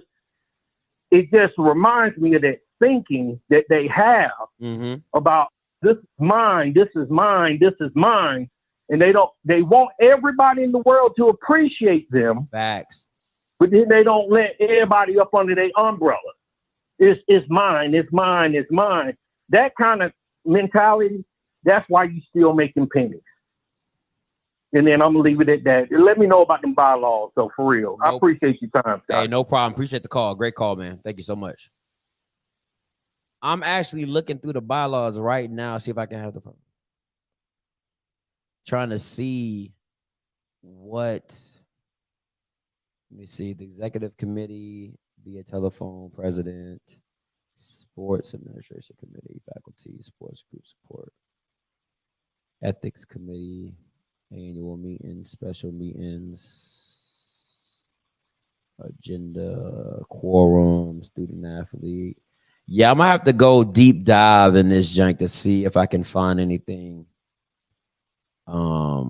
in regards to what the bylaws say in this aspect. But until that, man, it's gonna be crazy. I'm gonna have to go back through these bylaws. 5719 coming to you, then JB coming to you next. Hey, caller, you live. Talk to me. Hey, Scotty. This is Raymond calling from Houston, Texas. I'm a first-time caller, and I just recently subscribed to you. But I just want to let it be known, I've been listening to a lot of podcasts, different HBCU talk shows, and you probably the only show that I've heard coming out with this information.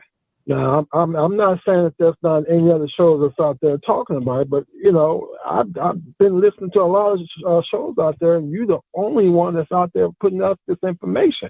I didn't know anything about it, and I just want to commend you for making noise on what's going on behind the scene with, with our commissioner. And I'm like the previous caller. Is there any way that, we can, find out how we can vote these people out that's making these kind of decisions in behalf of our university? I am, it's funny that you say that. I'm literally, while you're talking, I am literally going through the SWAC bylaws right now and seeing, shall be I'm trying to go through the bylaws right now to see if I can find anything just in general about voting out or how the contracts are voted on by the institutions. But you can continue on. And another thing, can we, I don't know if you have, if you network with these other shows that's out there, broadcasting HBCUs, but they need to be on this like you, bro. And I'm just disappointed, to hear all of this information for the first time today. and you're the only one that's putting this out there. And I'm just disappointed that they don't know what's going on.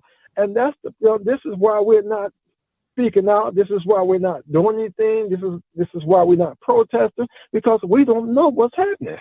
Absolutely. But see, this is the thing what I've noticed in the HBCU community and some of the world, right? You have entities, and I won't say their name here, but of prominent news reporters of HBCU news, right? The big names, right? That everybody is established HBCU with, but they don't ever challenge the status quo. Like they won't ever, when you see them do an interview, you don't ever see them ask the hard questions. You don't see them challenge the people that are in power and say, hey, what is going on with this? Or, hey, what are the details behind this? What other entities were you looking at? What other companies were you shopping this to? They don't ask those questions because what they don't want the backlash of a commissioner or a school or a coach saying, oh, we're not going to give you access. Well, that's not your job. Your job is to tell the truth. Your job is the news. Your job is not to be buddy-buddy with everybody. I don't need to be buddy-buddy with everybody to get the information. Truth stands on its own. The truth has no reflection on opinions, right? You can have an opinion of the truth, but the truth always stands on its own. So if you're a news entity or outlet, you should be looking for the truth, not the headline. The headline does nothing for you. All it does is pacify whoever you're trying to pacify. Oh, the HB SWAC signed this deal and MEX signed. Okay, but what's the truth behind the deal? That's what true journalism looks like. What does that look like behind the deal? Give us some numbers. How does this really affect? Because you're pushing a headline like it's going to be the best thing for the SWAC or the MEAC or HBCUs. But when you really get to the weeds of it, you're like, yo, this is sharecropping. This is highway robbery, and you're pushing it and making it and making a celebratory thing when really we should be trying to get out of it. Thanks. And one more before I let you go. When I first heard you was talking, at least I thought you was talking against Jackson State, and that's my school. I graduated from Jackson State in 1980. And then when I began to listen to you, it was truth coming out of you.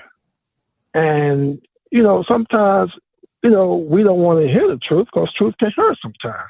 But man, you always hit it head on. When you come out with the truth, whether we like it or not, you speak the truth and you represent the facts.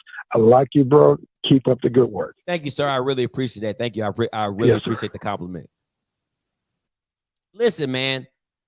I think Sean, I love Sean. Sean says, mama sayings, all my mama sayings, but listen, I grew up in a house where my mom says right is right and wrong is wrong. She didn't give a damn if I was her child. And Akila, my baby in there, Akila can contest. She's been around my mom. My mom is no respecter of persons. I'm my mom's only child. And if you don't think my mom will throw me under the bus for the truth, you don't know Deborah Scott. So when you grow up in a household where the truth stands firm, it don't matter what you talking about. What's the facts, right? I don't care that you my son. That doesn't take away that you did the wrong thing. It doesn't take away that you didn't go about it the right way. It stands on its own. So all this other stuff, all the alumni members and all the groups, it should not matter what school you graduated from. It should not matter what rivalry you have with what said school. What are the facts? What are the details in it? You could read for your mortgage. You could read for your contract that you're signing. Have the same vigor about your school and your conference signing these horrible deals. And it's not just me. There's going to be other people coming out and saying, yo, what are you doing? Why are you signing this deal? And if anybody knows, because everybody loves to say how business-minded Dion is, why do you think he got about that HBCU Go stuff? I'm going to leave that there. Because remember, Jackson State was broadcasting how they're on HBCU Go, and how I can bring up the article if you don't believe me. But when they officially put the schedule out, what team is not on the schedule? Okay. Don't worry, I'll wait. JB coming to you. Hey, JB, you live. Hey, Scotty. Okay, I promise I'm going to have a short flight this time. But the first thing before I get started, folks, get the likes up. Get please. the likes up. I don't want to have this off script come another commercial break. You know, commercial breaks are kind of funny, but please not to now. This is a very good conversation we're having here. Okay, that's number one. Number two, Scotty, I realize now I like your show so much. You're from up north, as am I. One thing about sports radio up north is that we tend to cut a little bit differently. We tend to do no holds barred. We don't care who you are. I'm not sure if you heard about radio shows up where you are, but like a lot of times you have coaches and players from pro teams calling in saying, please don't give us crap. You're like, F you, we're going to do what we want to do anyway. Deal with it. Stop screwing up, et cetera, et cetera, et cetera. Which brings me to this deal that we have right here. And the previous caller, Mr. Campbell, stole some of my thunder.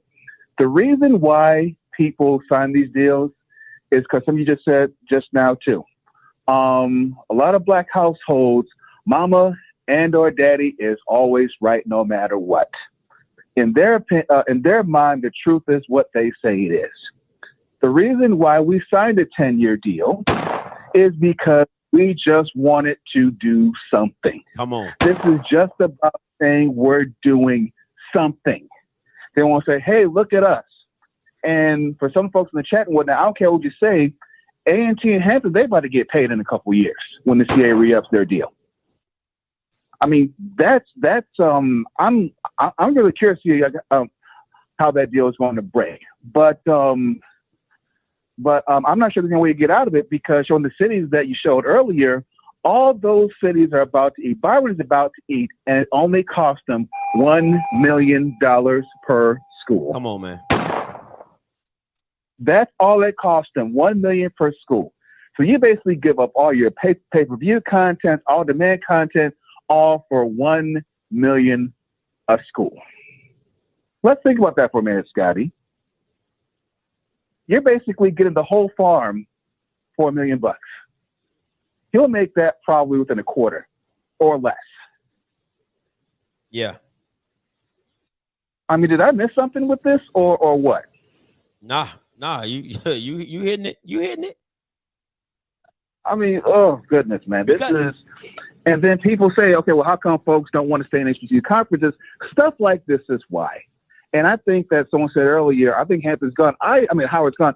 I agree. Because folks are not going to stick around for this stuff anymore. And if you're able to upload the link for that interview that the gentleman did with Sanja and the I'm about to look it up right and the now. board people, I would love to see that interview if you get a chance. Yeah, I'm glad you said that. I'm about to look it up right now. I'm gonna put it in the chat for everybody to go check it out. It's actually a really, really, really good interview. No lie. Really good. And speaking of good interviews, I just finished watching the Blue Bloods thing with the NDSU athletic director. I'm going to say my opinion later on this evening we do that show because, oh boy, that was nice. I want to say his folks are built differently. I try to tell people that Jake was legit. That Jake, listen, that interview is legit. Blue killed that Jake. Folks think differently. So I'm going to say they think different. That's all I got, man. But I'll share my opinion for later on that, man. Love the show. Keep it up as usual, man. And please keep holding these people to the fire. Anytime, my boy. Appreciate you. Yes, sir. All right, so it won't let me send the link, but what I'm gonna do is I'm a screen share this so you guys can see what I'm talking about when it comes to the link. All right, so this is the interview that you need to go see. All right, right here. It says, let me zoom in for you guys.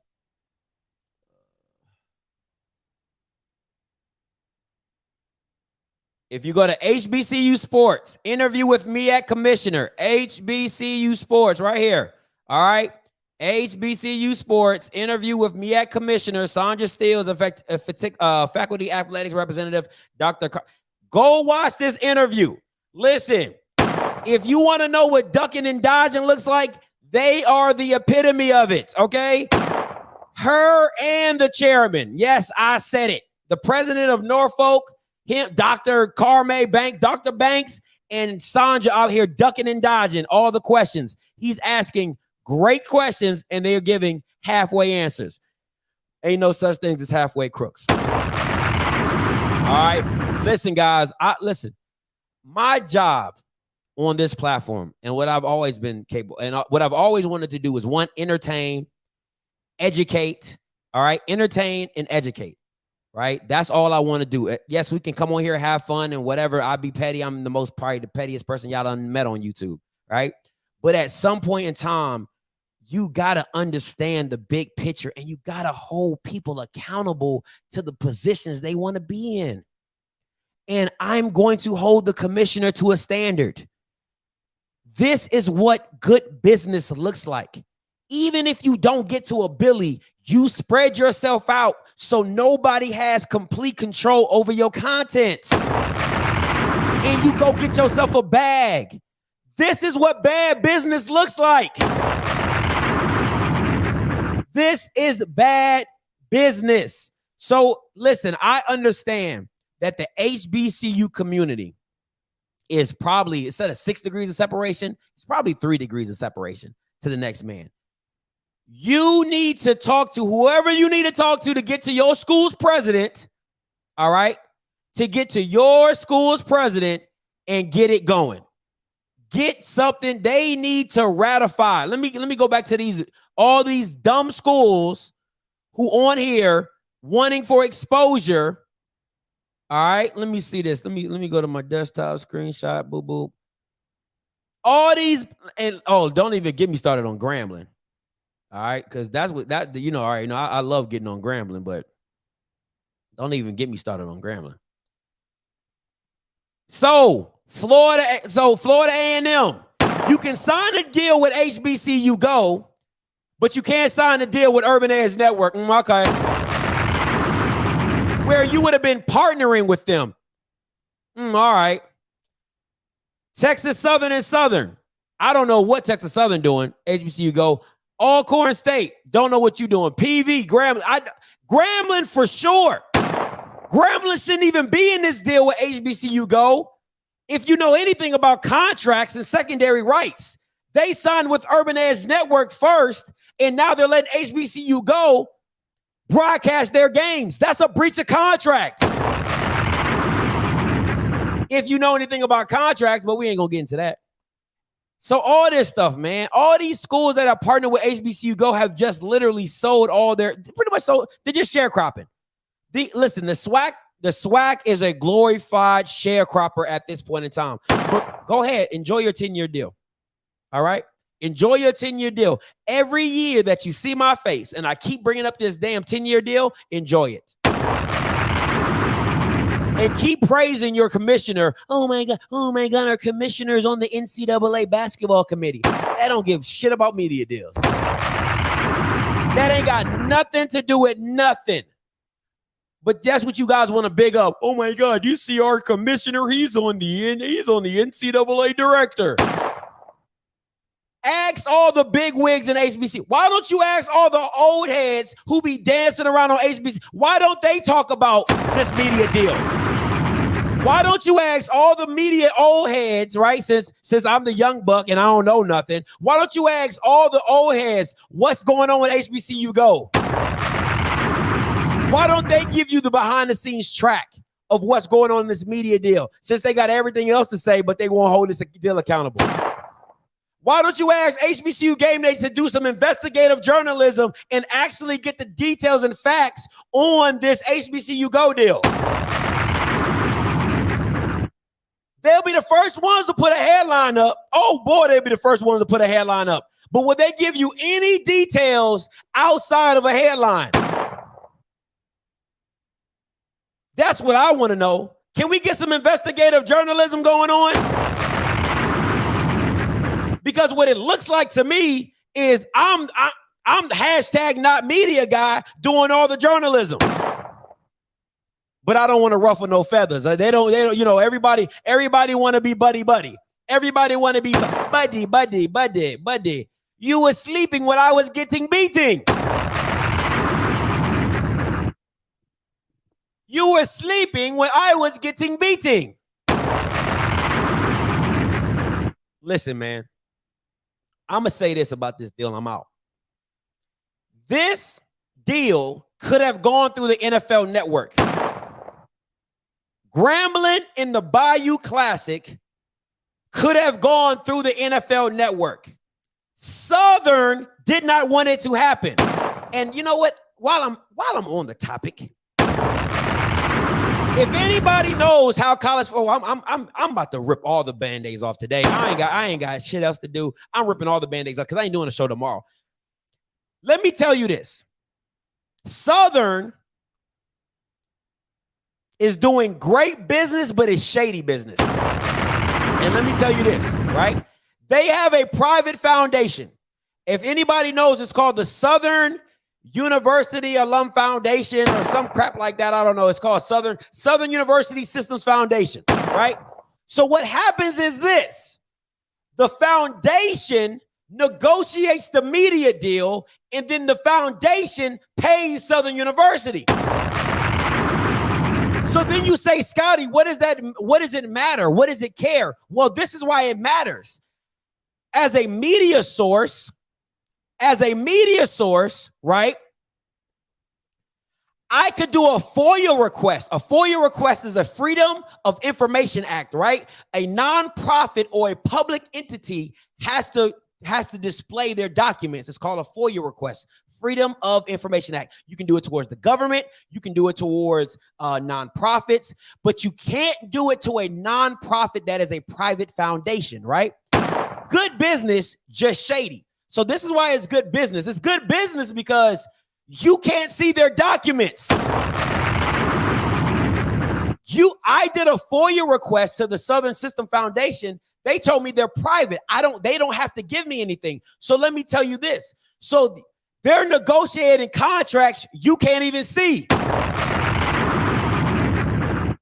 And listen, I want to be very clear. They're not the only school doing that. So I'm not saying it's bad. I'm just saying it's good business. It's just shady, right? Because other schools do the same thing. You have other schools that have foundations and they do their entities and they give the money back. But it's to hide the dealings. It's to hide the money because I can't do it. I can't do a FOIA request on their documents. I can't. They're a private entity. So that's just some little small stuff that you gotta also be worried.